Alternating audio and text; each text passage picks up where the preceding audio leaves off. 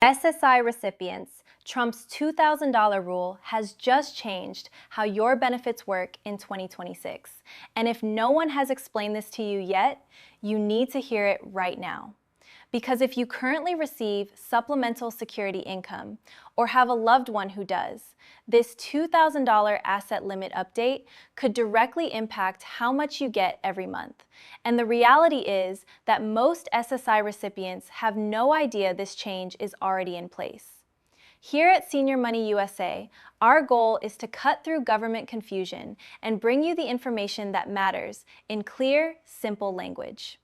In this video, I'm going to break down exactly what this rule change means, who is affected, whether your payments could increase, and most importantly, what actions you should take immediately to protect your benefits. So if this sounds important to you, and it absolutely should, please take a second to hit the like button because it helps us reach more seniors who need to see this. Let's dive in. Before we go any further, I want to make sure everyone is on the same page, because this topic has been very confusing.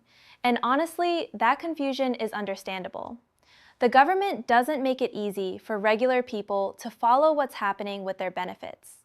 The terminology is complicated, the paperwork is long, and by the time most people hear about a change, it has often been in effect for months. That's exactly why we're here and why this video matters. So let's start with the basics and talk about what SSI actually is before we get into what's changing. Supplemental Security Income is a federal program run by the Social Security Administration to help older adults, people who are blind, and people with disabilities who have very little income and very few resources. When we say limited, we mean it. SSI has always had an asset limit, a strict cap on how much money or property you can have and still qualify. For decades, that cap has been $2,000 for one person and $3,000 for a couple. And here's the shocking part. Those limits haven't been updated since 1989. Think about how different the world is now compared to then. Yet SSI rules have held people to standards from more than 30 years ago. So when we refer to this $2,000 rule that's now being reworked under the Trump administration, we're talking about a long-standing limit that has caused real financial stress for millions of Americans who needed just a bit more room than the system allowed.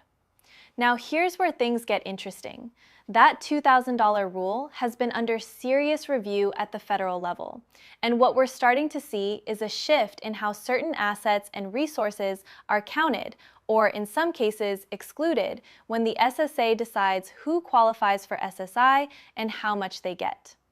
I want to be completely clear here, because this is exactly the kind of topic where rumors and bad information spread quickly. The Social Security Administration has been rolling out updated guidance on how it evaluates resources.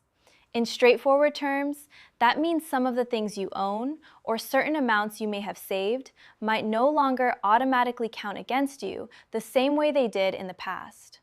There has been real pressure from advocacy groups and from lawmakers to modernize these old rules.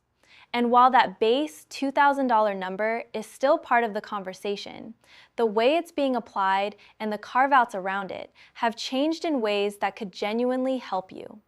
For example, certain retirement accounts and specific savings tools are being reconsidered. The old idea of punishing people for trying to save even a modest emergency fund was never sound policy. It kept people stuck in poverty instead of allowing them a small financial cushion. Some of those long overdue adjustments are finally appearing. Here's the part that directly affects you.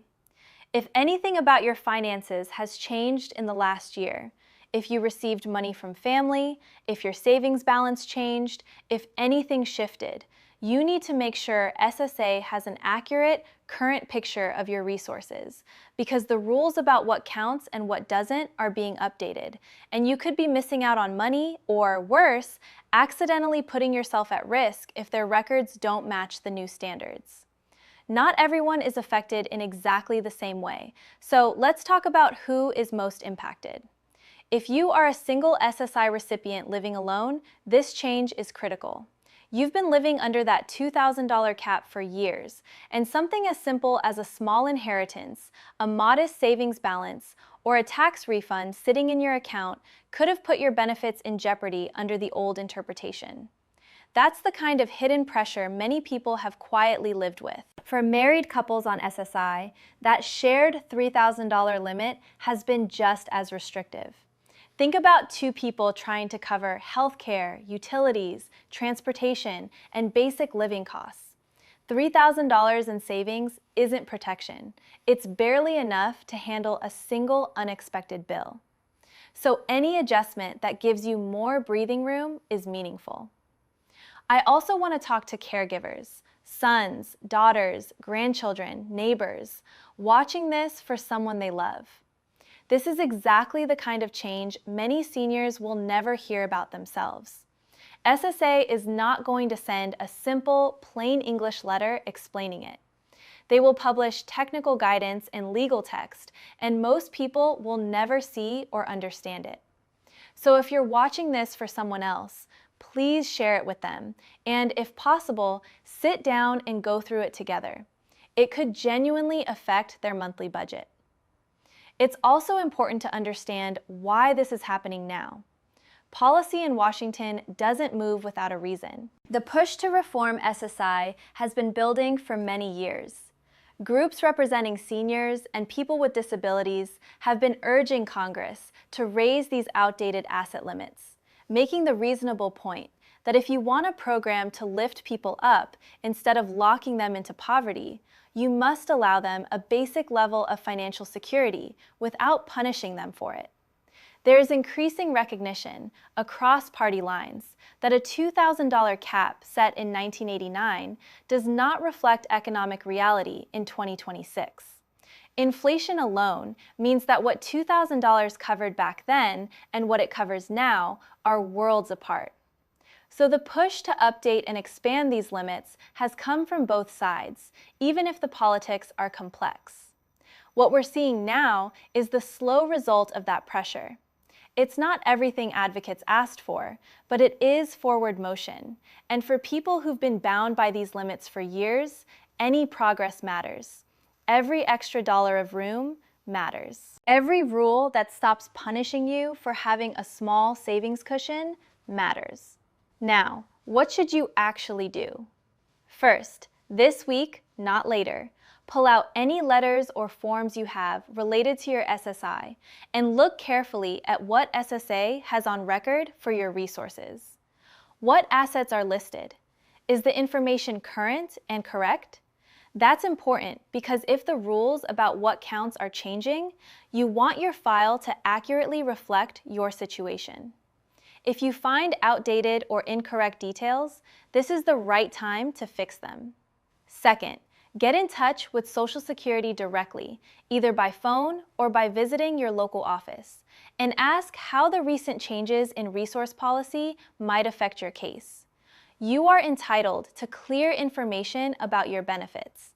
If the first person you talk to can't explain it, ask to speak with a supervisor or benefits specialist.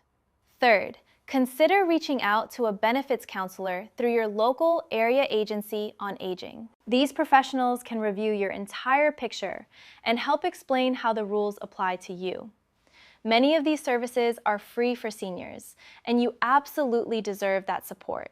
There is no need to navigate this alone if you can get help. Above all, try not to panic. It's normal to worry when you hear about government rule changes, but in this case, the direction is toward loosening overly strict limits, not tightening them.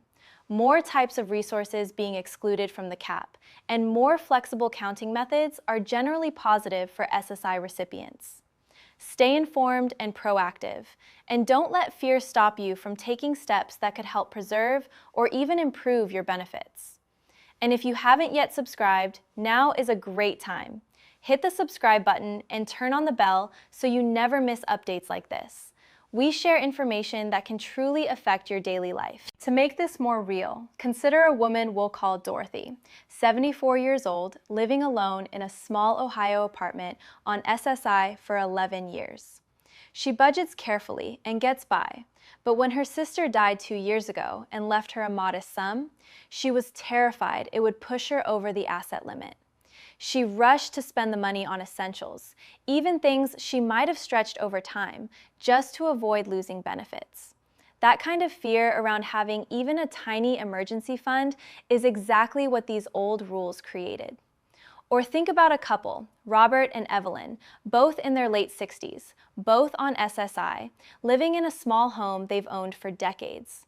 Every month, they monitor their balance anxiously, worried that a small deposit, a birthday gift, a tax refund, might threaten their eligibility. That's not what a safety net program should feel like. The advocates pushing for these changes know these aren't just numbers. They're real people, your neighbors, your relatives. Changes like the ones we're discussing today can give people like Dorothy, like Robert and Evelyn, a little more security, and that matters. Finally, remember that you are not alone. Millions of people are dealing with the same system, asking the same questions, and facing the same uncertainty. The fact that you're here, taking time to learn what's happening and what you can do, shows you're taking your situation seriously and that you want to stay informed. That matters.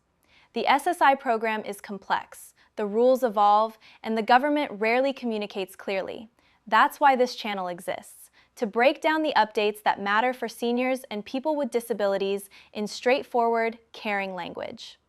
We're not here to frighten you. We're here to help you avoid missing information that could improve your situation. So talk to SSA, connect with a benefits counselor, share this video with someone who needs it, and keep coming back because we'll keep following this $2,000 rule and how it evolves. And you'll hear those developments here.